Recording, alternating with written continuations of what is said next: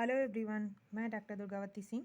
Today we will discuss about in classical and समाजशास्त्री विचारक जो थिंकर थे हमारे, उसमें कुछ समाजशास्त्री विचारक, कुछ क्लासिकल से आधुनिक मॉडर्न तक स्टार्ट करते हैं। चलिए, इसको ये बुक है दोषी और जैन की, और इसमें सबसे पहले दिया है कि प्रत्येक सामाजिक विचारक अपने समाज की उपज होता है, अपने समय की। अगर हम थोड़ी देर के लिए गांधी जी को एक सामाजिक विचारक मानते हैं तो इसका मतलब है कि वो तत्कालीन समाज के बारे में चिंतन किए हैं और उनकी समस्याओं के हल को निकालने की कोशिश की है। तब हम विदेशी शासन के नीचे करा रहे थे, हमारा शोषण हो रहा था, हमारी दयनीय दशा थी, हमारी बहुत बड़ी समस्या आज़ादी की थी।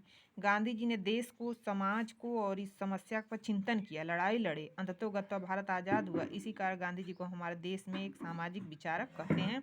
विचारक ही नहीं, इनको तो राष्ट्रपिता भी कहा जाता है। इनके नाम पे राष्ट्रीय दिवस भी मनाया जाता है, इनकी जयंती 2 अक्टूबर को।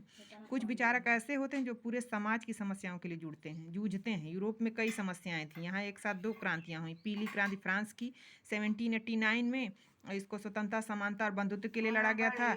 इस क्रांति ने यूरोप के संपूर्ण समाज को बदल दिया, लोगों के सोचने और समझने का दृष्टिकोण बदल दिया। राज्य का व्यक्ति पर जो दबाव था वह ढीला पड़ गया, व्यक्ति स्वतंत्र हो गया, सामाजिक न्याय आम जीवन का मुहावरा बन गया, लोग तरक्की की बात करने लगे। इस बात इस क्रांति के परिणाम स्वरूप जो मसले आए उन पर विचार करने के लिए यूरोप की कई सामाजिक विचारक आए सामने।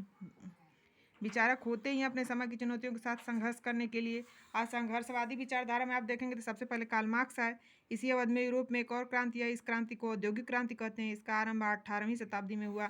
औद्योगिक क्रांति का मतलब यह है कि औद्योगिक क्रांति का मतलब ही है भाप की शक्ति और भाप से चलने वाला इंजन। इंग्लैंड, फ्रांस, जर्मनी आदि देशों में भाप के साथ साथ तकनीकी विकास हुआ, कारखानों में उत्पादन की मात्रा बढ़ी। इस औद्योगिक क्रांति ने समाज का संपूर्ण ताना बाना जो पुराना था, परंपरागत था, बदल दिया। कुटीर उद्योग हाशिए पर आ गए, गाँव के लोग नए रोजगार की तलाश में शहरों की ओर पलायन करने लगे, नए वर्ग बनने लगे।